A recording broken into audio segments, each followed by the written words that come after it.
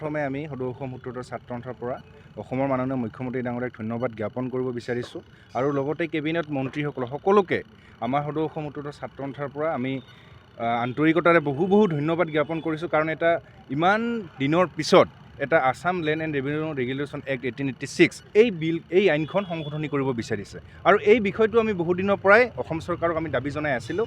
আৰু এই গোটেই কথাবিলাক এতিয়া এই সংশোধনীৰ জৰিয়তে যিবিলাক আমাৰ অনুসূচিত জাতি আৰু জনজাতিৰ গাঁওসমূহ 100% আমাৰ অনুসূচিত জাতি জনজাতিৰ মানুহ আছে, সেই গাঁওসমূহ এই আইনৰ জৰিয়তে সংশোধনী মানে সুৰক্ষিত কৰিব বিচাৰিছে। তেওঁলোকৰ ভূমিৰ অধিকাৰ, তেওঁলোকৰ সাংস্কৃতিক অধিকাৰ আৰু ইয়াৰ উপৰিও এই যিবিলাক আমাৰ গাঁও 80%তকৈ অধিক আমাৰ অনুসূচিত জাতি জনজাতিৰ লোক আছে, সেই গাঁওসমূহক মানে চিনাক্তকৰণ কৰি সেই গাঁওসমূহক micro' tribal belt and block হিচাপে তেওঁলোকক চিহ্নিত কৰিব।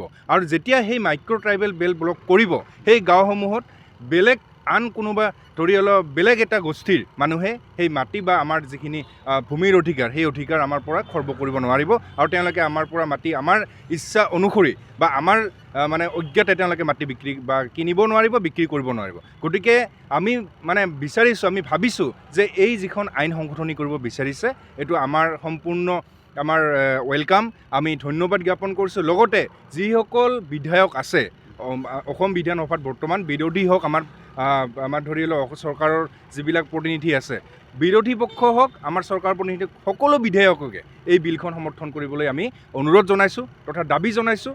আৰু আমি কাৰণ এই যিটো আগ্ৰাসন, যিটো এটা ভূমিৰ আগ্ৰাসন, যিটো অৰ্থনৈতিক আগ্ৰাসন, এই আগ্ৰাসনসমূহৰ পৰা ৰক্ষা কৰিবলৈ হ'লে এনেকুৱা ধৰণৰ কঠোৰ সিদ্ধান্ত কিন্তু অসম চৰকাৰে ল'ব লাগিব আৰু এই ক্ষেত্ৰত মুখ্যমন্ত্ৰী ডাঙৰীয়াক ধন্যবাদ জ্ঞাপন কৰিছোঁ। আৰু এটা ঘটনা ইয়াতে জড়িত কৰিব বিচাৰিছোঁ। যোৱাকালি যিটো ঢিঙত এটা নাৰকীয় তথা পাশবিক ঘটনা এটা সংঘটিত হ'ল, এটা 10 বছৰীয়া কিশোৰীৰ লগত এটা ধৰ্ষণৰ নিচিনা ঘটনা সংঘটিত হ'ল, এয়া অসমত এটা উল্লেখ মানে দিন হিচাপে পৰিগণিত থাকিব আৰু এই ঘটনাটোক আমি তীব্ৰ ভাষাৰে গৰিহণা জনাইছোঁ।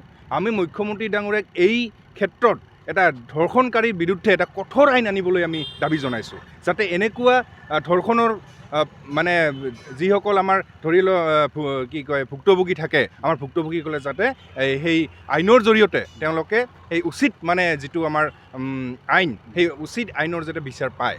আৰু এটা কথা, এই যদি আজি চাওক যিবিলাক ধৰ্ষণ কৰি আছে, সেইবিলাক আপোনালোকে দেখিব পাইছে কোনে কৰি আছে।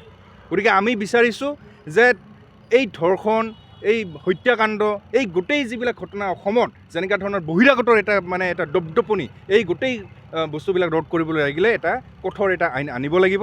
আৰু আমি দাবী জনাইছোঁ অসমৰ মাননীয় মুখ্যমন্ত্ৰী ডাঙৰীয়াক যে এই ধৰ্ষণকাৰীৰ বিৰুদ্ধে এটা কঠোৰ আইন আনক আৰু যিবিলাক দোষী আছিল সেই দোষীসকলক অতি সোনকালে কৰায়ত্ব কৰি তেওঁলোকক যাতে উচিত শাস্তি প্ৰদান কৰিব লাগে। আৰু যদি নোৱাৰে তেতিয়াহ'লে সেই দোষীসকলক আমাক ৰাইজৰ হাতত গতাই দিয়ক। আমি সেই ৰাইজৰ আমি বিচাৰ কৰিম, সেই দোষীসকলক আমি কেনেকৈ বিচাৰ কৰিব লাগে আমি কৰিম।